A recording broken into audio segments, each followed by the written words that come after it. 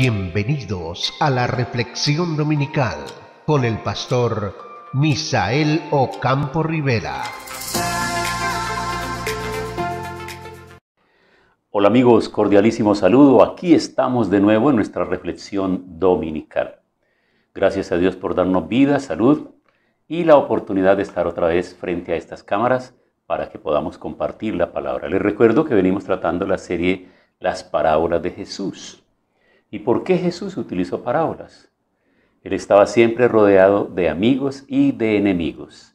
Así que sus enemigos no entenderían el mensaje oculto que había dentro de las parábolas. Porque recordemos que la parábola es la narración de un acontecimiento del que se deduce una enseñanza moral. En la Biblia Jesús usó las parábolas para enseñar una verdad espiritual utilizando historias interesantes, objetos comunes y comparaciones con cosas muy conocidas. Las parábolas fueron usadas para presentar una verdad espiritual dentro de algo conocido y dejar al oyente poner la aplicación por sí mismo. De esta manera el oyente tenía más probabilidad de guardar la enseñanza y aprender la lección. ¡Qué gran maestro! Jesús, nuestro gran maestro. Maestro por excelencia. Así que la palabra está llena de sabiduría y del contenido de las enseñanzas de Jesús. Y esa palabra viene para edificarnos. Así que en el día de hoy quiero que analicemos la parábola del trigo y la cizaña. Estamos en el Evangelio de San Mateo capítulo 13, del verso 24 en adelante. Le refirió Jesús otra parábola diciendo: el reino de los cielos es semejante a un hombre que sembró buena semilla en su campo. Pero mientras dormían los hombres, vino su enemigo y sembró cizaña entre el trigo y se fue. Y cuando salió la hierba y dio fruto, entonces apareció también la cizaña. Vinieron entonces los siervos del padre de familia y le dijeron: Señor, ¿no sembraste buena semilla en tu campo? ¿De dónde pues tienes cizaña? Él les dijo: un enemigo ha hecho esto. Y los siervos le dijeron: ¿quieres pues que vayamos y la arranquemos? Él les dijo: no sea que al arrancar la cizaña arranquéis también con ella el trigo. Dejad crecer juntamente lo uno y lo otro hasta la siega. Y al tiempo de la siega yo diré a los segadores: recoged primero la cizaña y atadla en manojos para quemarla, pero recoged el trigo en mi granero.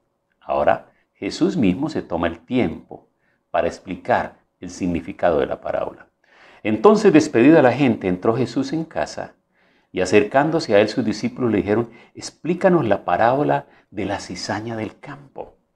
Respondiendo le dijo: el que siembra la buena semilla es el Hijo del Hombre. El campo es el mundo, la buena semilla son los hijos del reino y la cizaña son los hijos del malo. El enemigo que la sembró es el diablo, la siega es el fin del siglo y los segadores son los ángeles. De manera que como se arranca la cizaña y se quema en el fuego, así será en el fin de este siglo.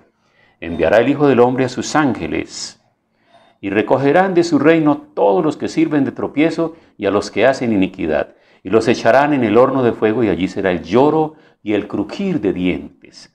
Entonces los justos resplandecerán como el sol en el reino de su Padre.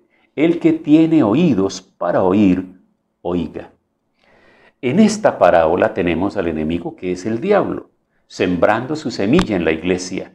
La semilla que Satanás siembra es de mentira, odio, discordia y divisiones. Pero la iglesia verdadera aguanta todos estos ataques de Satanás y será victoriosa en el día final. Pues Jesús dijo: edificaré mi iglesia y las puertas del Hades no prevalecerán contra ella. Es interesante notar que la cizaña no consiguió sofocar el trigo, igual que Satanás no puede destruir la iglesia verdadera de Cristo.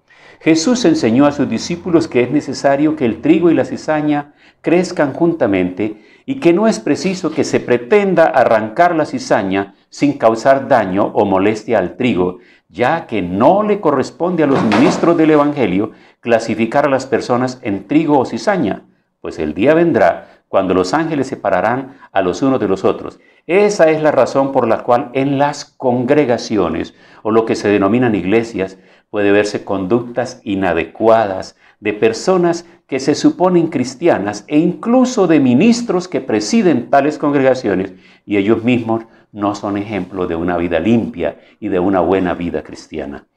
Recordemos que Jesús mismo se refirió a tales ministros que no se limpian ni representan el reino de Dios, sino que por el contrario son el reflejo de la cizaña al interior de sus iglesias. Y Jesús dijo: por sus frutos los conoceréis, y aquel día me diréis: Señor, ¿no profetizamos en tu nombre? Echamos fuera demonios e hicimos milagros. Y Él les declarará: no los conozco, apartados de mí, hacedores de maldad. De manera que la cizaña tiene aspecto de trigo y crece junto a él, pero su fruto hace la diferencia. Por ende debemos cada uno examinarnos a nosotros mismos a la luz de la palabra y dar frutos que correspondan al trigo y no a la cizaña. Ese es el reto, ese es el desafío que tenemos todos nosotros, para que podamos realmente mostrar que somos trigo del Señor y no cizaña del diablo.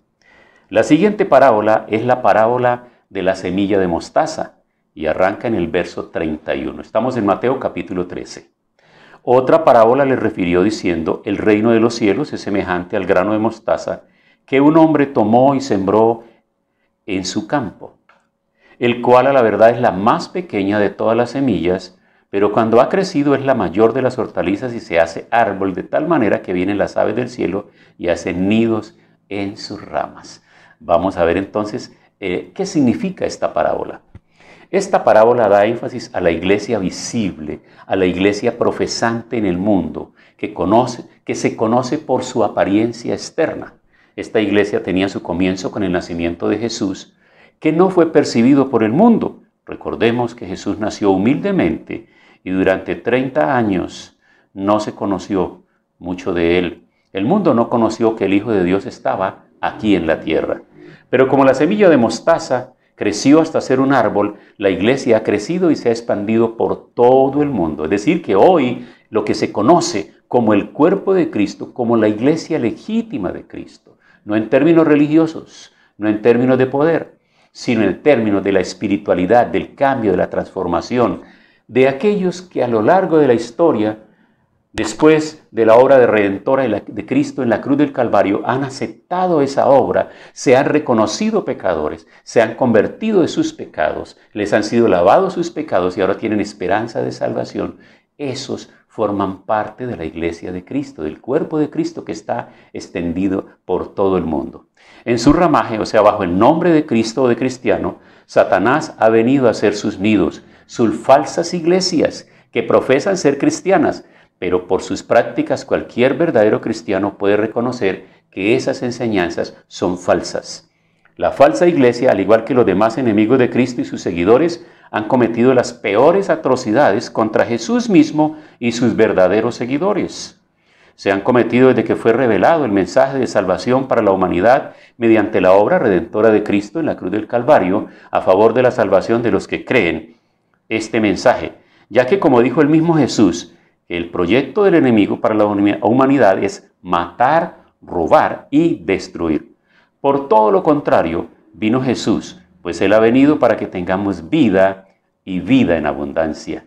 Así que esta parábola nos lleva a comprender que el reino de Dios, revelado mediante la presencia visible y personal de Cristo, ha venido extendiéndose y hoy ha acogido en su seno multitudes que han comprendido el verdadero significado de la oración del Padre Nuestro cuando dice: venga tu reino y hágase tu voluntad, como en el cielo, así también en la tierra. Y esa presencia visible se revela mediante la iglesia cristocéntrica, compuesta por los discípulos que han decidido renunciar al mundo de pecado en todas sus manifestaciones, que han renunciado a la falsa fe y que también han dedicado sus vidas para el servicio del Señor y han sido hombres y mujeres dispuestos a cambiar su vida de pecado y a convertirse en seguidores de Cristo en el sentido amplio, pleno y genuino de esta expresión.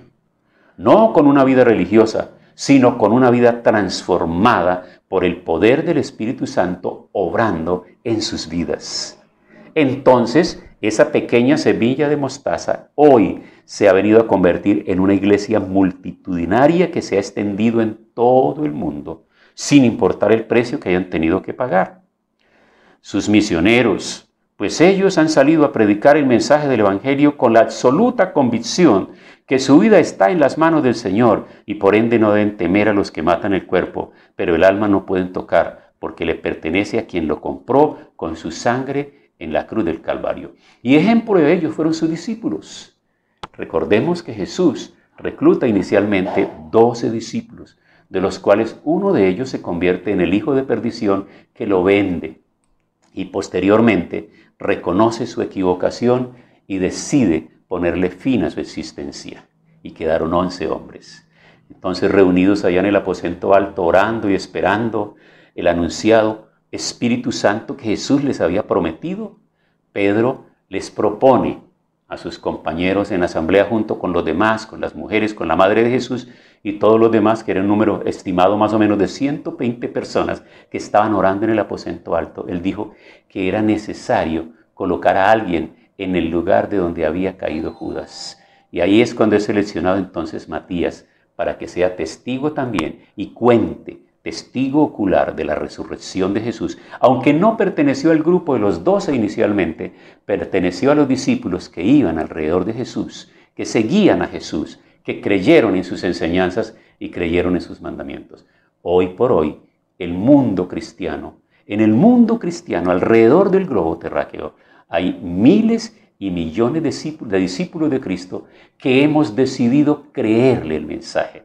Y como el ejemplo de los primeros apóstoles que terminaron su vida todos asesinados cruelmente, con la excepción de Juan, el escritor del Apocalipsis, el discípulo amado, que él murió finalmente ya anciano de muerte natural. Todos los demás fueron ejecutados.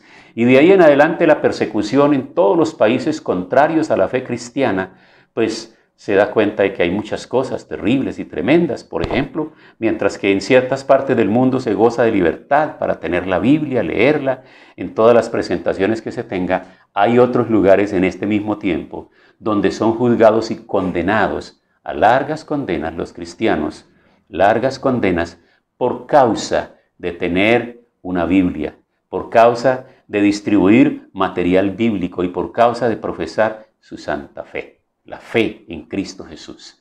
Entonces, amigos, nosotros estamos llamados a examinar nuestra vida. Nosotros hemos sido escogidos para ser hombres y mujeres de Dios que estamos dispuestos a llevar este mensaje del Señor donde sea necesario. Pero recordemos que Jesús le dijo a tus discípulos que debían empezar en Jerusalén, luego en Samaria, luego en Judea y posteriormente hasta lo último de la tierra. Lo estás haciendo en tu casa. Lo estás haciendo con tu familia, lo estás haciendo con tus amigos, estás dando a conocer el mensaje del Evangelio a aquellos que no lo conocen, pues es necesario hacerlo. Y la forma más contundente de hacerlo no es precisamente con el mensaje que predicas, sino con la vida que vives, con el testimonio que das, donde tú vives, en tu alrededor, con tus vecinos, con tus compañeros, con tus familiares, con aquellas personas que trabajas, con aquellas que negocios, con aquella clase de negocios que tú desarrollas, y todo eso muestra que tú has entendido el verdadero mensaje de Cristo. Por eso es que hoy esta palabra llega a nuestro corazón para confrontarnos, para que nos demos cuenta, teniendo en cuenta estas dos parábolas que hemos mirado, tanto la del trigo y la cizaña como la de la semilla de mostaza, es si la fe de Cristo en nuestro corazón ha llegado a invadir nuestra mente y todo nuestro ser de tal manera que hoy nosotros hayamos renunciado a cualquier forma de pecado y no alberguemos ni anhelemos en nuestro corazón nada de aquello que hemos dejado atrás, para que no nos vaya a suceder lo del pueblo de Israel. Recuerden que Israel estaba cautivo en Egipto por más de 400 años y estaban clamando y orando y pidiendo ser liberados. Y el Señor levanta al libertador Moisés. Y él va y solicita delante del faraón la salida del pueblo y después de las plagas, que usted sabe, una a una las plagas que se fueron presentando, entonces finalmente la plaga de la muerte de los primogénitos sensibiliza el corazón del faraón y le ordena a Moisés salir con el pueblo. Pero hay unos episodios a lo largo del desierto que nos llevan a reflexionar a nosotros sobre la condición de la vida de las personas una vez que han salido de la esclavitud del mundo y del pecado. Y es que muchas veces ese pueblo, sus pies avanzaban y los llevaban hacia la tierra prometida, pero su corazón los continuaba regresando hacia Egipto. Y este ejemplo nos debe llevar a nosotros a reflexionar. ¿Cuántas personas hoy que dicen militar en el Evangelio, que dicen ser hijos de Dios, que dicen pertenecer a la iglesia de Jesucristo, sus pies cada día avanzan hacia la eternidad, pero su corazón se está volviendo al mundo, al pecado, a los vicios, a la iniquidad, a todas aquellas cosas que deleitaron su alma, a ese hedonismo en el que estuvieron envueltos por mucho tiempo? Amigos, no es posible vivir en la luz y en las tinieblas simultáneamente. La palabra dice, ¿qué compañerismo tiene Cristo con Belial? ¿O qué comunión la luz con las tinieblas? ¿O qué compañerismo el creyente con el incrédulo?